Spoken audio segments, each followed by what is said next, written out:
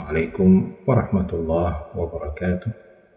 Alhamdulillah wassalatu wassalamu ala Rasulillah wa ala alihi wa sahbihi wa man wala amma ba'du. Sahabat-sahabat muslimin muslimat yang dimuliakan Allah Subhanahu wa taala. Banyak orang yang keliru memahami tentang istighfar ini. Banyak orang yang merasa bahwa istighfar ini hanya perlu dilakukan oleh mereka yang melakukan dosa, oleh mereka yang melakukan maksiat. Istighfar ini hanya layak, hanya pantas dilakukan oleh yang berdosa. Dan karena mungkin sebagian kita merasa diri tidak pernah melakukan dosa, apalagi dia merasa bahwa selama ini dia rajin ke masjid, selama ini dia rajin bersedekah, selama ini dia rajin hadir di majelis-majelis ta'lim, selama ini dia rajin mengaji, rajin membaca Al-Quran, selama ini dia kemana-mana mengenakan baju takwa, pakaian muslim-muslimah. Selama ini dia merasa melakukan kebaikan dan tidak pernah melakukan kejahatan kepada orang lain, sehingga dalam kondisi seperti itu sebagian dari kita merasa tidak perlu untuk banyak beristighfar. Tentu saja ini adalah salah satu cara pandang yang keliru. Ini adalah satu pemikiran dan pandangan yang keliru, karena ternyata yang namanya istighfar itu bukan hanya diperuntukkan kepada mereka yang melakukan dosa atau kesalahan, tetapi istighfar juga dilakukan oleh orang-orang yang soleh, orang-orang beriman yang taat kepada Allah Subhanahu wa ta'ala.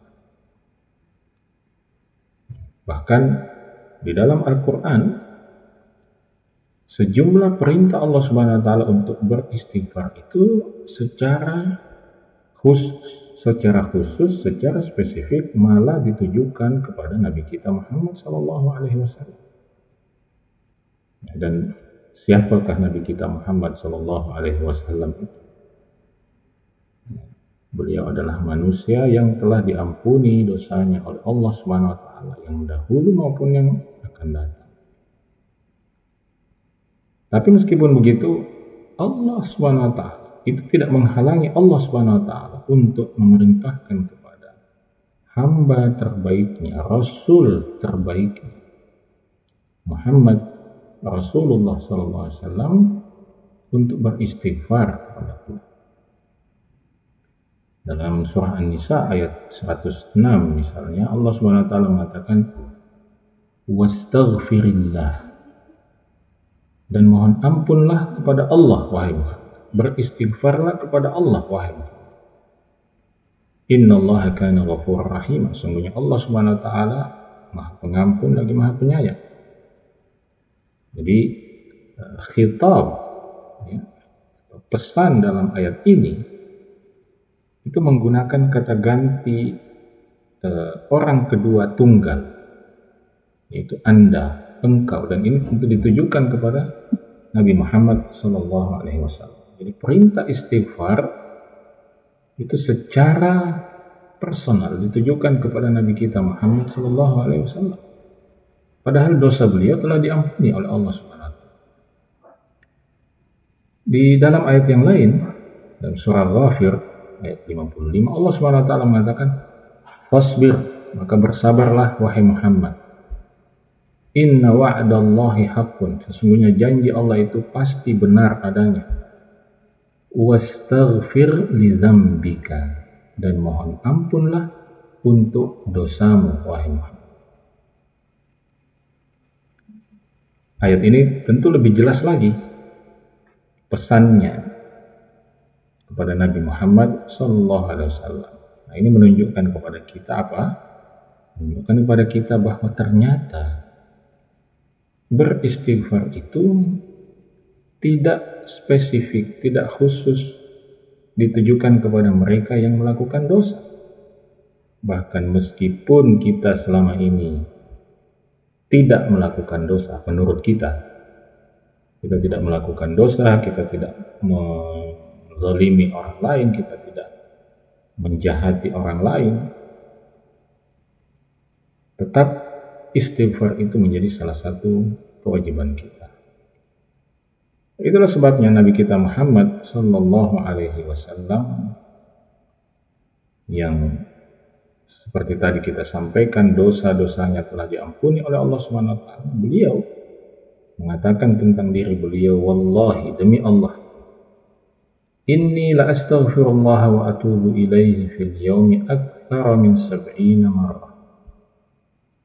Kata beliau, demi Allah, sesungguhnya aku itu selalu beristighfar dan bertaubat kepada Allah Subhanahu wa taala dalam satu hari lebih dari 70 kali. Lebih dari 70 kali. Dalam riwayat yang lain, Nabi Shallallahu Alaihi Wasallam mengatakan bahwa wa inni la astaghfirullah fil yaumi mi'ata marrah.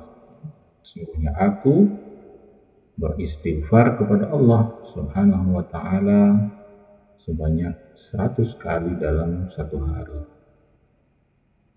Sahabat Abdullah bin Umar pernah menceritakan bahwa kami pernah menghitung dalam satu majelis bahwa Rasulullah SAW itu beristighfar kepada Allah Subhanahu wa taala dengan sebanyak 100 kali. Bahkan kehidupan beliau seluruhnya adalah kehidupan yang dipenuhi dengan istighfar kepada Allah Subhanahu wa taala. Maka sekali lagi sahabat-sahabat sekalian, jangan pernah merasa bahwa Anda tidak perlu melakukan istighfar. Karena istighfar semakin banyak kita melakukannya, semakin banyak kita mengucapkannya, maka itu akan mendatangkan kebaikan yang tidak terkira pada kehidupan hari kiamat kita. Kata Nabi Shallallahu Alaihi Wasallam dalam sebuah hadis yang lain, diriwayatkan oleh Ibnu Majah, beliau katakan, tuba liman wajada fi sahifatihi istighfaran katsira. Betapa beruntung, sungguh beruntung seorang hamba yang kelak mendapatkan dalam catatan amalnya begitu banyak istighfar yang telah dia lakukan. Di dalam hadis yang lain, Nabi Shallallahu Alaihi Wasallam mengatakan, man ahabba an tasurrahu sahifatuhu falyukthir fiha minal istighfar. Siapa saja yang ingin mendapatkan kegembiraan, kebahagiaan ketika melihat catatan amalnya pada hari kiamat, maka hendaklah dia banyak-banyak beristighfar, banyak-banyak menorehkan istighfar di dalam catatan amalnya. Maka sahabat-sahabat sekalian yang dimuliakan Allah Subhanahu wa taala, apa susahnya, apa sulitnya mengucapkan astagfirullah?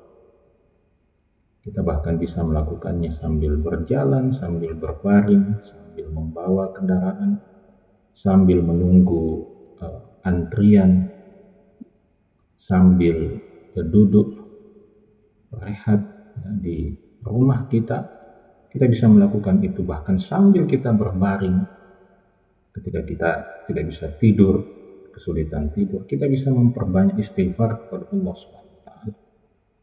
Dan bayangkan ketika kita nanti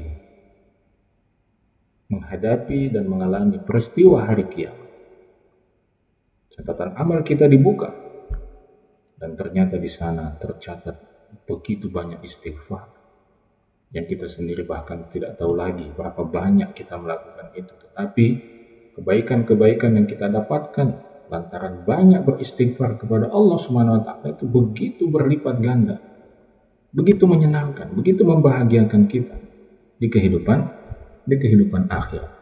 Dan itu sekali lagi kita dapatkan dengan melakukan amalan yang sederhana yang bernama istighfar ini. Maka sahabat-sahabat sekalian, marilah kita menjadikan hari kita menjadi hari-hari yang baru dengan cara memperbanyak istighfar pada setiap hari yang Allah karuniakan kepada kita. Semoga kita semua menjadi ahli istighfar. Semoga istighfar kita itu akan membahagiakan kita di kehidupan dunia ini dan kelak membahagiakan kita di kehidupan akhirat. Semoga bermanfaat. Assalamualaikum warahmatullahi wabarakatuh.